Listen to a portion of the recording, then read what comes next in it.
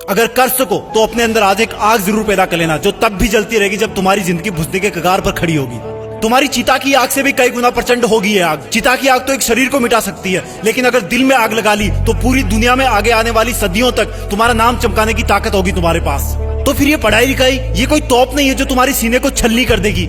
याद नहीं रहता, तुम्हें लगता है ये सामने रखी 10 किताबें तुम्हारी दुश्मन है। अगर नसीब से तुम्हारे पिताजी फौजी हैं तो पूछना कि जब सामने 10 दुश्मन हो तो उनका मुकाबला कैसे किया जाता है। अंतिम सांस तक लड़ करके, अपनी माँ का कर्जा खून से चुका करके, क्या तुम अपने माँ बाप के लिए उनको हर टाइम पढ़ते रहने का झूठा दिलासा देना बंद कर सकते हो? प्लीज। तुम्हें लगता है कि दिमाग से पढ़ना चाहिए, लेकिन दिमाग तब तक नहीं जागता जब तक दिल नहीं करता। कभी पढ़ते पढ़ते रोना आया तुम्हें?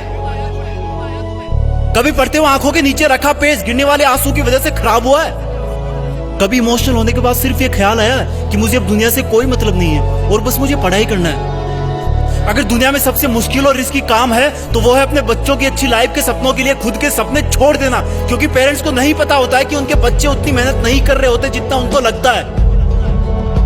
और अगर उनको लगता भी है ना तो वो इसलिए ज्यादा नहीं डांटते कि कहीं बच्चे हमारी स्ट्रेस में ना चले जाए डांटने के बाद। इससे भी ज्यादा मुश्किल काम है बच्चे के सपनों को मजदूरी करके पूरी करना, खेती करके पूरी करना। लेकिन फिर भी हमारे माँ बाप खुशी खुशी वो सब काम करते हैं जो वो नहीं चाहते कि हम सपने में भी करें। क्योंकि जब मैं अपनी मासूम सी भोली सी शक्ल लेके उनके सामने जाऊंगा और बोलूंगा कि पापा थोड़े पैसे चाहिए, किताबें लानी है, तब उस वक्त वो बिल्कुल नहीं चाहेंगे कि मुझे उनकी बेबस आंखों की तरफ देखने का एक सेकंड भी मौका मिले, क्योंकि उनकी आंखों ने बहुत कुछ देखा है, बहुत कुछ देखा है। और वो बिल्कुल भी नहीं चाहते कि उनकी आंखों में हम वो सब देख पाए उनकी तरह। काश कि इतना विश्वास तुम्हें अपने इरादों पर भी होता जितना विश्वास वो तुम पर करते हैं। आज मैं अपने पापा को खेत में पीने का पानी पकड़ाने गया। वो सुबह से खेत में काम पर लगे हुए थे। रात को बारिश आई थी, लेकिन इस वक्त की धूप और गर्मी देख के लग रहा था कि मानो सूरज लावा उगल रहा हो। मेरी मम्मी ने कहा कि सर पे तौलिया रख के जा, धूप बहुत है। मैंने कहा नहीं माँ, बस अभी आया वापस। खेत में दूर से पापा दिख गए थे। वो भी मुझे देख लिए थे लेकिन रुके नहीं। दूर से मुझे ज्यादा कुछ नहीं दिखा, लेकिन पास जाने में पाया कि वो पसीने में पूरी तरह से भीगे हुए थे और उनके सिर पे रखा सफेद तौलिया भी पसीने और मिट्टी से मटमेला हो गया था। मैंने पानी का जग दिया और उन्होंने वो खड़े खड़े पी लिया। जब मैं वापस लौटने के लिए पीछे मुड़ा तो मुझे अपने कंधे पर कुछ रखे जाने का एहसास हुआ और वो बोले, लगता है तुम्हारी माँ ने आते देखा नहीं तुम्हें, मेरा ये तौलिया सर पे डाल लो, बेटा धूप बहुत है आज।